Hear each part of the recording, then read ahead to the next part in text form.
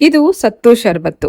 ಬೇಸಿಗೆನಲ್ಲಿ ಬೆಳಗ್ಗೆ ಹೊತ್ತು 1 ಗ್ಲಾಸಷ್ಟು ಈ ಸತ್ತು ಶರ್ಬತ್ನ ಕುಡಿಯೋದ್ರಿಂದ ತಂಪಷ್ಟೇ ಅಲ್ಲ, ಹೆಲ್ತ್ಗೂ ಕೂಡ ತುಂಬಾ ಒಳ್ಳೇದು. ಇದನ್ನ ನಾವು ಮಾಡ್ತಿರೋದು ಉಪ್ಪುಕಡಲೆಯಿಂದ. ಮೊದಲು ಉಪ್ಪುಕಡಲೆ ಹೇಗೆ ಮಾಡೋದು ಅಂತ ನೋಡ್ಕೊಂಡು ಅದೇ ಉಪ್ಪುಕಡಲೆಯಿಂದ ಪ್ರೀಮಿಕ್ಸ್ ಪೌಡರ್ನ ತಯಾರಿಸ್ಕೊಂಡು ಇದರಿಂದ ಪ್ರತಿದಿನ ಬೇಸಿಗೆನಲ್ಲಿ ಒಂದು ಡ್ರಿಂಕ್ ಮಾಡ್ಕೊಂಡು ಕುಡಿಯೋದ್ರಿಂದ ದೇಹಕ್ಕೂ ತಂಪು ಅಷ್ಟೇ ಆರೋಗ್ಯಕ್ಕೂ ಒಳ್ಳೇದು. ಮೊದಲು ಉಪ್ಪುಕಡಲೆ ಹೇಗೆ ಮಾಡೋದು ಅಂತ ನೋಡ್ಕೊಂಬರೋಣ. 1 ಕಪ್ಪಷ್ಟು ಕಡಲೆಕಾಳನ್ನ ಚೆನ್ನಾಗಿ ತೊಳೆದು ಉಪ್ಪು ಹಾಕಿ ಒಂದು 10 ನಿಮಿಷ ನೆನೆಯೋದಕ್ಕೆ ಬಿಡಬೇಕು. ಉಪ್ಪುಕಡಲೆನ 2 ರೀತಿನಲ್ಲಿ ಮಾಡ್ಬೋದು.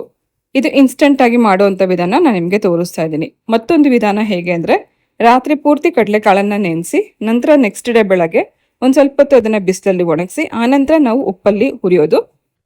ಇದು ಇನ್ಸ್ಟೆಂಟ್ ಆಗಿ ಮಾಡ್ತಾ ಇರೋದ್ರಿಂದ ಆಗಷ್ಟೇ ತೊಳೆದು ಒಂದು 10 ನಿಮಿಷ ಉಪ್ಪಲ್ಲಿ ನೆನೆಸಿಟ್ಬಿಟ್ಟು ನಂತರ ಅದನ್ನು ಹುರಿಬೋದು. ಹುರಿಯೋದಕ್ಕೆ ನಮಗೆ ಪುಡಿ ಉಪ್ಪು ಬೇಕಾಗುತ್ತೆ. ಫ್ರೆಶ್ ಆಗಿರುವಂಥ ಪುಡಿ ಉಪ್ಪನ್ನು ಉಪಯೋಗಿಸ್ಕೋಬೋದು, ಅಥವಾ ನೀವೇನಾದ್ರು ಬೇಕಿಂಗಿಗೆ ಉಪ್ಪನ್ನ ಉಪಯೋಗಿಸ್ತಾ ಇದ್ರೆ ಅದೇ ಬೇಕಿಂಗಿಗೆ ಬಳಸುವಂಥ ಉಪ್ಪನ್ನೇ ಕಡಲೆಕಾಳನ್ನ ಹುರಿಯೋದಕ್ಕೆ ಉಪಯೋಗಿಸ್ಕೋಬೋದು. ನಾನು ಈಗಾಗಲೇ ಇದನ್ನು ಬೇಕಿಂಗ್ಗೆ ಸುಮಾರು ಸತಿ ಉಪಯೋಗಿಸಿದ್ದೀನಿ. ಅದೇ ಉಪ್ಪನ್ನೇ ನಾನು ಇಲ್ಲಿ ಉಪಯೋಗಿಸ್ಕೊತಾ ಇದ್ದೀನಿ.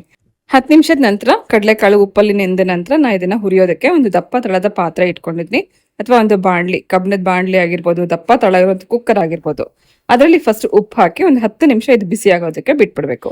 10 ನಿಮಿಷ ಚೆನ್ನಾಗಿ ಉಪ್ಪು ಬಿಸಿ ಆಗೋವರೆಗೂ ಹೈ ಫ್ಲೇಮಲ್ಲಿ ಇಟ್ಕೊಂಡಿದ್ದು ಉಪ್ಪು ಚೆನ್ನಾಗಿ ಬಿಸಿ ಆದ್ಮೇಲೆ ಸಿಮ್ಮಲ್ಲಿ ಇಟ್ಕೊಂಡು 1 ಸ್ಪೂನಷ್ಟು ಕಡಲೆಕಾಳನ್ನ ಹಾಕಿ ಬಿಸಿ ಉಪ್ಪಲ್ಲಿ ಹುರಿತಾ ಹೋಗಬೇಕು. ಅದು ಸಣ್ಣ ಊರಿನಲ್ಲಿ ಹುರಿತಾ ಹೋದಾಗೆ ಅದರಲ್ಲಿರುವಂಥ ಸಿಪ್ಪೆ ಒಡ್ಕೊಂಡು ಒಳಗಡೆ ನಿಮಗೆ ಹುರಿಗಡಲೆ ಕಾಣಿಸುತ್ತೆ. ಪ್ರತಿಯೊಂದು ಕಡಲೆಕಾಳು ಈ ರೀತಿ ಒಡೆದು ಒಳಗಡೆ ಹುರಿಗಡಲೆ ಕಾಣಿಸೋವರೆಗೂ ಸಣ್ಣ ಊರಿನಲ್ಲಿ ಚೆನ್ನಾಗಿ ಹುರಿದು ನಂತರ ಅದನ್ನು ಉಪ್ಪಿಂದ ಸಪ್ರೇಟ್ ಮಾಡಿ ಇಟ್ಕೋಬೇಕು. ಇದೇ ಉಪ್ಪುಕಡಲೆ. ಈ ಉಪ್ಪುಕಡಲೆ ಒಂದು ಹೆಲ್ದಿ ಸ್ನ್ಯಾಕ್ಸ್ ಥರ ತಿನ್ನೋದಕ್ಕೂ ತುಂಬ ಚೆನ್ನಾಗಿರುತ್ತೆ. ಟೀ ಟೈಮ್ ಸ್ನ್ಯಾಕ್ಸ್ ಥರ ತಿನ್ಬೋದು. ಡಯಾಬಿಟಿಸ್ ಇರೋರಾಗಲಿ, ವೆಯ್ಟ್ ಲಾಸ್ ಮಾಡೋರಾಗಲಿ ಪ್ರತಿಯೊಬ್ಬರು ಯಾವುದೇ ಗಿಲ್ಟ್ ಇಲ್ಲದೆ ಆರಾಮಾಗಿ ತಿನ್ನೋವಂಥ ಒಂದು ಸ್ನ್ಯಾಕ್ಸ್ ಅಂತಲೇ ಹೇಳ್ಬೋದು. ಒಂದೊಂದು ಬ್ಯಾಚಲ್ಲೂ 1 ಸ್ಪೂನಷ್ಟು ಕಡಲೆಕಾಳು ಹಾಕಿ ಚೆನ್ನಾಗಿ ಅದು ಒಡ್ಕೊಂಡು ಸಿಪ್ಪೆ ಎಲ್ಲ ಬಿಟ್ಕೊಳ್ಳೋವರೆಗೂ ಚೆನ್ನಾಗಿ ಹುರಿದು ಸಪ್ರೇಟಾಗಿ ಇದನ್ನು ಇಟ್ಕೋಬೇಕು. ಉಪ್ಪುಕಡಲೆ ರೆಡಿ ಮಾಡ್ಕೊಂಡ ನಂತರ ಇದಕ್ಕೆ ಒಂದು ಸ್ವಲ್ಪ ಮಸಾಲೆಗಳನ್ನೆಲ್ಲ ಹುರಿದು ಪೌಡರ್ ಮಾಡಿಕೊಂಡ್ರೆ ಸತ್ತು ಪ್ರೀಮಿಕ್ಸ್ ರೆಡಿ ಆಗುತ್ತೆ.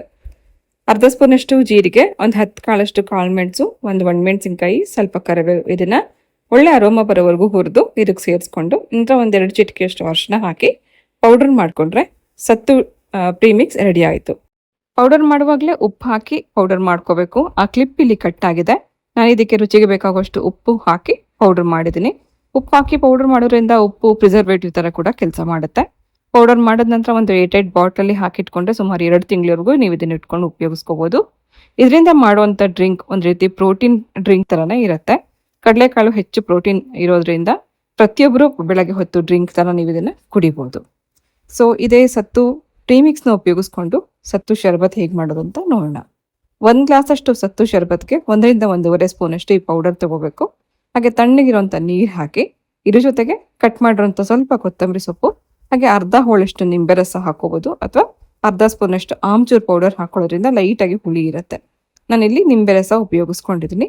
ನಂತರ ಚೆನ್ನಾಗಿ ಇದನ್ನು ಬೀಟ್ ಮಾಡಿಕೊಂಡು, ಇನ್ನೂ ನಮಗೆ ಚಿಲ್ಡ್ ಆಗಿರಬೇಕು ಅಂದರೆ ಐಸ್ ಕ್ಯೂಬ್ ಉಪಯೋಗಿಸ್ಕೊಂಡು ಬೆಳಗ್ಗೆ ಹೊತ್ತಾಗಲಿ ಅಥವಾ ಮಧ್ಯಾಹ್ನ ಬಿಸಿಲು ಸಮಯದಲ್ಲಿ ಕೂಡ ಕುಡಿಯೋದಕ್ಕೆ ತುಂಬ ರುಚಿಯಾಗಿರುವಂಥ ಸತ್ತು ಡ್ರಿಂಕ್ ರೆಡಿಯಾಗಿದೆ. ಈ ಶರ್ಬತ್ತನ್ನು ಪ್ರತಿದಿನ ನೀವು ಕುಡಿಬೋದು. ಅದರಲ್ಲೂ ಡಯಾಬಿಟಿಸ್ ಇರೋರಂತೂ ತಿಂಡಿಗೆ ಬದಲಾಗಿ ನೀವು ಬೆಳಗ್ಗೆ ಹೊತ್ತು ಇದು 1 ಗ್ಲಾಸಷ್ಟು ಕುಡಿಯೋದ್ರಿಂದ ಹೊಟ್ಟೆ ಫುಲ್ ಆಗುತ್ತೆ. ಪ್ರೋಟೀನ್ ಹೆಚ್ಚಾಗಿರುವಂಥ ಈ ಸತ್ತು ಪೌಡರ್ನ ನೀವು ಒಂದ್ಸತಿ ಟ್ರೈ ಮಾಡಿ, ಮಾಡಿದ್ಮೇಲೆ ಹೇಗಿತ್ತು ಅಂತ ಕಮೆಂಟ್ ಮಾಡಿ. ಅದನ್ನು ಉಪಯೋಗಿಸ್ಕೊಂಡು ಮಾಡಿರುವಂಥ ಸತ್ತು ಶರ್ಬತ್ ಅಂತೂ ಇನ್ನೂ ರುಚಿಯಾಗಿರುತ್ತೆ. ಖಂಡಿತ ಒಂದ್ಸತಿ ಟ್ರೈ ಮಾಡಿ.